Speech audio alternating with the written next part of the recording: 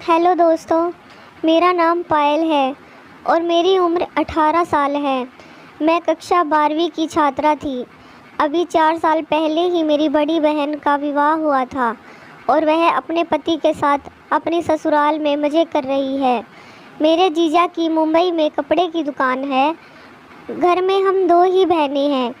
जीजा जी आज अपने व्यापार के सिलसिले में गाज़ियाबाद आए और 3 दिन जीजा जी हमारे यहाँ ही रुकने वाले थे। उन्हें देखकर मैं बड़ी खुश हुई। जीजा जी काफ़ी हैंडसम हैं और हंसमुख हैं। यह तो मैं भी जान गई थी जब जीजा जी दीदी को पहली बार देखने आए। चटपटी बातों से उन्होंने दीदी और मुझे हंसा हंसा कर लोट-पोट कर डाला था। उनके आ जाने पर मैंने तय कर लिया कि रात को उनसे ढेर सारे किस्से सुनूंगी। खाना खाने के बाद मैंने जीजा जी का बिस्तर एक कमरे में लगा दिया। मैं उनकी हंसी भरी कहानी सुनने के लिए उनके कमरे में आ गई। तब वह एक गाना सुन रहे थे। मुझे छेड़ने के लिए उन्होंने सही गाना चुना था। फिर मैं जाकर उनके पास बिस्तर पर बैठ गई थी। गाना ख़त्म होने के बाद वह मुझे किसी की कहानी सुनाने लगे। पहला किस्सा ही कुछ इस प्रकार था कि मैं शर्म के मारे पानी पानी हो गई। किस्सा सुनाने के बीच जीजा जी ने मेरा कोमल हाथ अपने हाथों में ले लिया और हल्के से दबाते हुए बोले, कहानी पसंद आई साली जी? मैं जवाब नहीं दे पाई। अपना हाथ छुड़ाकर मैं उनके बिस्तर से उठ खड़ी हुई। मुझे नींद आ रही है, मैंने बहाना बनाया। अरे कहाँ चली, यहीं सो जाओ। जीजा जी ने मेरी कलाई पकड़ ली और एक झटके से मुझे खींच लिया तो मुझे छूकर जीजा जी ने बिना मौका गंवाए मेरे होठों पर होठ रख कर चूम ली। मेरे शरीर में तो जैसे बिजली करंट प्रवाहित हो गया। शर्म और घबराहट में मैं खुद को जीजा जी से दूर की और भागकर अपने कमरे में आ गई।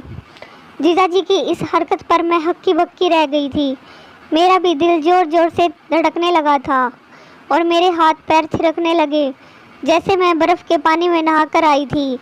उस रात मैं सो नहीं पाई। सारी रात करवटें बदलती रही। दूसरी सुबह स्कूल चली गई थी। मेरा सामना जीजा से हुआ ही नहीं और ना ही मैंने उनका सामना किया था। दोपहर को स्कूल से लौटी तो घर पर कोई नहीं था। मुझे याद आया आज तो 3 तारीख थी और 1 तारीख को पिताजी को सैलरी मिलती थी। इस दिन माँ पिताजी के पास कारखाने में पहुँच जाती और पिताजी और माँ घर का सारा सामान बाज़ार से खरीदने चले जाते हैं। घर में पूरा सन्नाटा था और जीजा जी अभी घर से बाहर गए थे। मैंने घर का दरवाज़ा अंदर से बंद कर दिया था और अपने स्कूल की ड्रेस उतारने लगी ताकि अगले दिन फिर इस्तेमाल की जा सके।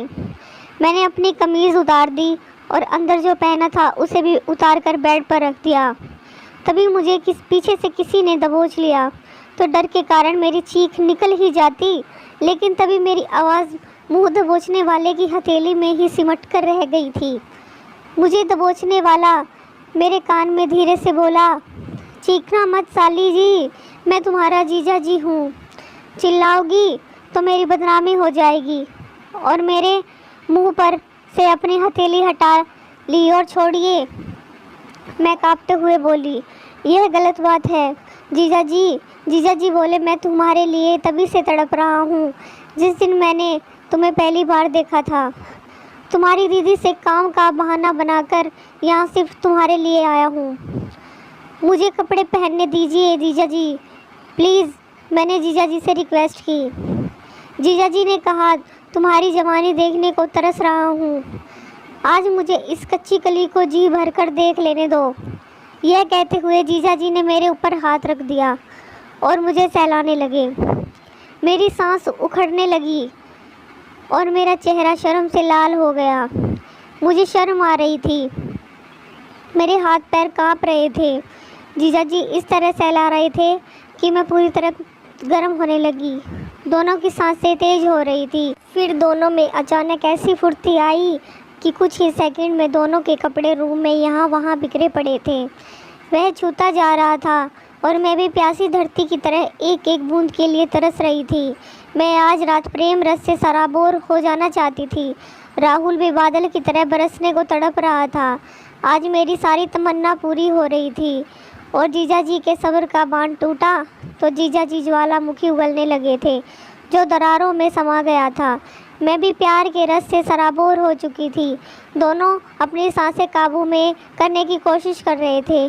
कमरे में आह की आवाज़ के बाद अब शांति थी। अगली सुबह मेरे फेस पर अलग ही ग्लो था। उसके बाद मेरा जीजाजी को देखने का और बात करने का नज़रिया बिल्कुल ही बदल गया। अगले 5 दिनों तक मैंने जीजाजी के साथ खूब मस्ती और मज़े किए। उसके बाद जब भी जीजाजी को मौका मिलता वह बहाना बनाकर हमारे घर आ जाते थे और मेरे साथ हंसी मजाक करते। Thank you.